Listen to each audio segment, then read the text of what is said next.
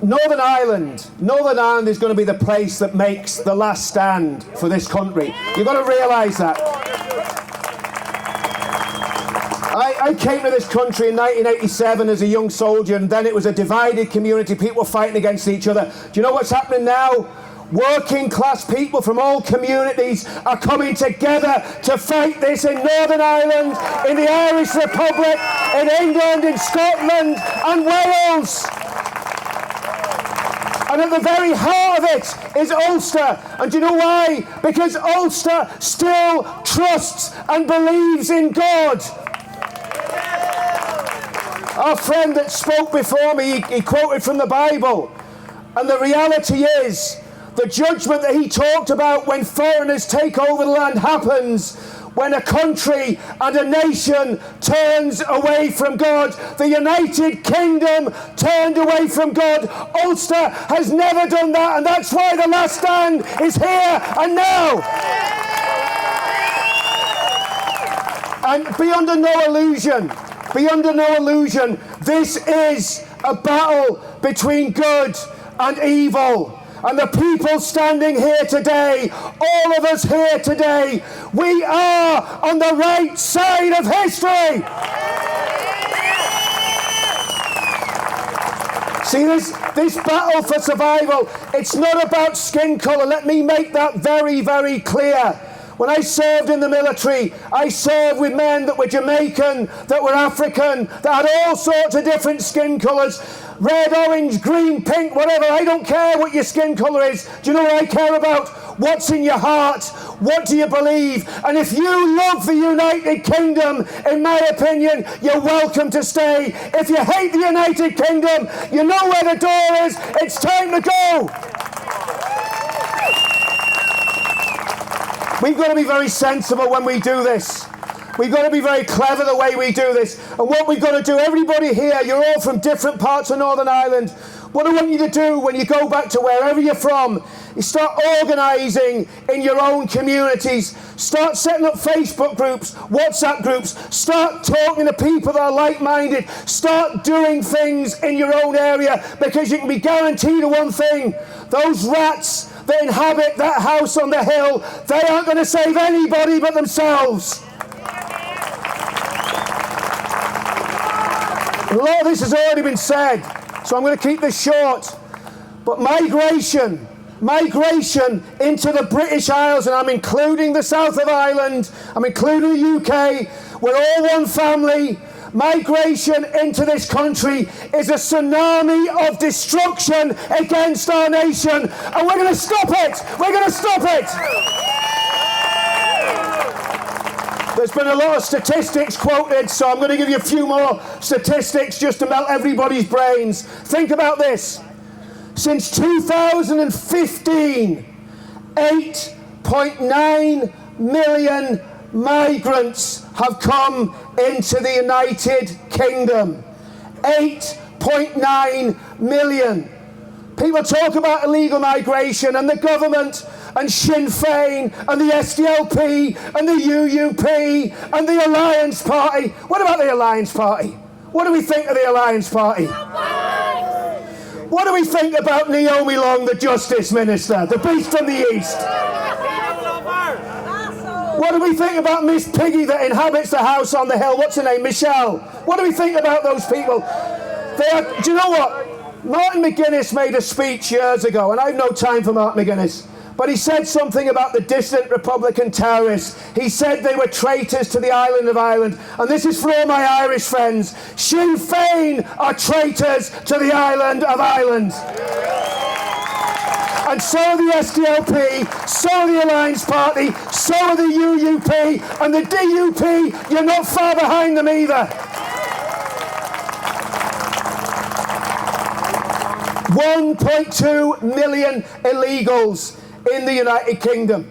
18% of the population of England and Wales were not born in the United Kingdom. Think about that. 18%. Do you know what that means we need to do? Everybody that's young enough and married, start breeding and breed them out.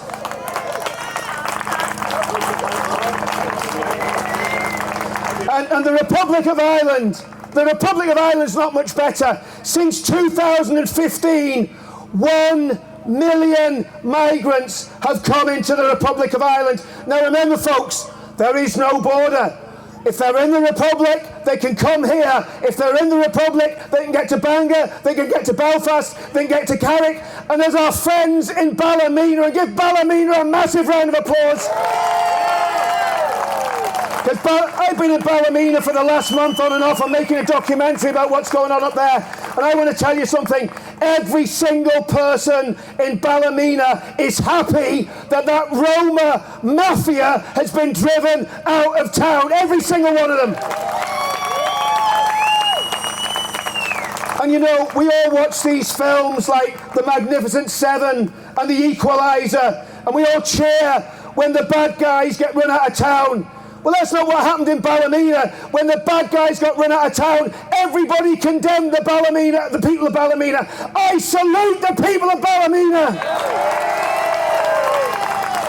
And I salute the people of Epping. And I salute the people of Dublin and Cork and our friends that are going to Dover to give a message to Keir Starmer's government that enough's enough and this has to stop.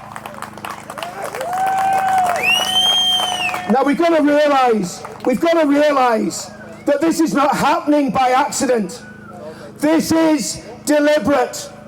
Now this isn't racial genocide, but what we're seeing right the way throughout Western Europe is civilization, cultural and religious genocide.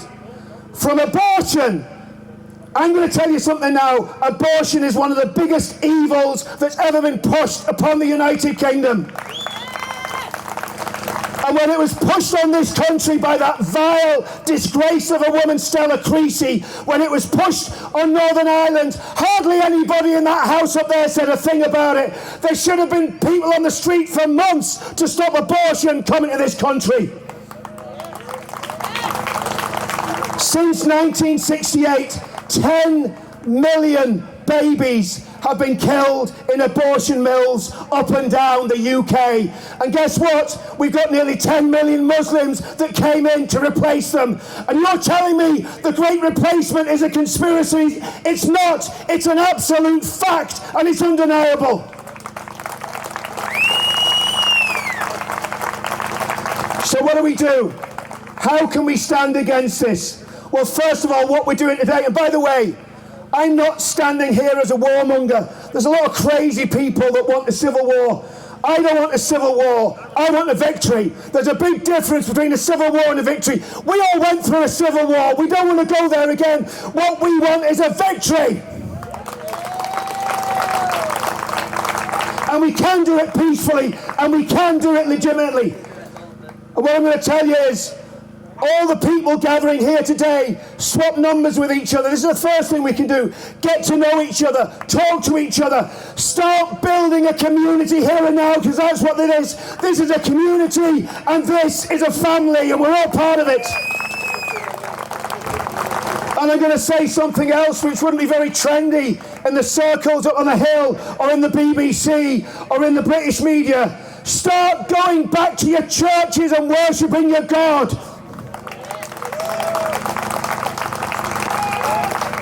I'm going to be very blunt about this, and I'm probably going to get into a lot of trouble, but it is what it is.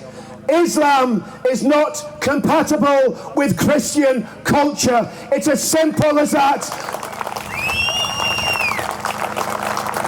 We don't need more Islam in this country. We need less. We need less. And we need a government, I'm going to talk about this in a minute, we need a government that bans Sharia courts outright, bans them. There shouldn't be any Sharia courts. We need a government that stops watching the people on the watch list, locks them up, find out who they are, and send them back to the countries that they came from. We need a government that doesn't launch an inquiry into grooming, but puts forces on the ground from the National Crime Agency that arrest those scumbags that raped and murdered the daughters of England and puts them in prison for the rest of their lives. In fact, no, just send them to Pakistan where the Pakistani government will deal with them.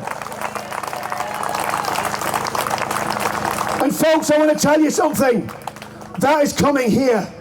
That is coming here. I've been watching this since the 80s. When I came to Northern Ireland as a soldier, my friends and my colleagues were from Bradford and Middlesbrough, Leeds, Keighley. We saw what was coming, and we said in 20 years' time there'll be terrorist attacks on the streets of London. We were wrong. It was 18 years' time. In 2005, suicide bombers blew up tubes, blew up buses, and massacred innocent people just in the same way the IRA did. We cannot let that happen in Northern Ireland. There's got to be massive pushback. Get in the ears of your local politicians. Get in the ears of anybody that is signing off on this stuff. Pester the life out of, torment the people in the Alliance Party with your emails and your phone calls and your letters and your text messages. Make them know that if they don't stand up against this, they're going to lose their jobs at the next election. And I want to tell you something. I want to finish on a hopeful note, right? Because I don't want to come here. We all know what's wrong. We all know what's going wrong. You wouldn't be here if you didn't know what was going wrong. What you need here is hope. And I'm not talking about Jeremy Corbyn's new political party. We need real hope. And let me tell you, in the United Kingdom, there is a spiritual revival breaking out amongst the churches. People like Tommy Robinson are getting saved. Who would have thought Tommy would become a Christian? Well, he has, and it's happening up and down the country in the United Kingdom. We need it here, but a spiritual awakening and a spiritual revival would absolutely change everything. Because I'm going to tell you something, it's revival or revolution, and I prefer revival because it's a lot less bloody.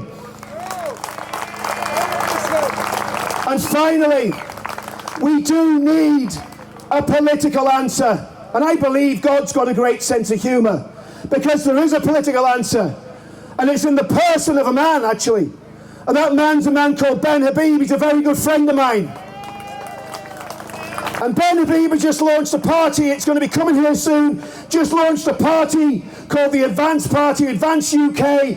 I'm going to tell you something. In 4 years' time, you can forget about Farage because he's a fraud. You can forget about the Tory party. You can forget about UKIP or any of the rest of them. Advance UK are going to storm Parliament. They're going to win the next general election. And that's how we're going to put this right.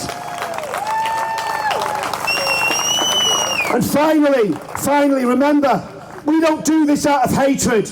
We don't do this out of fear.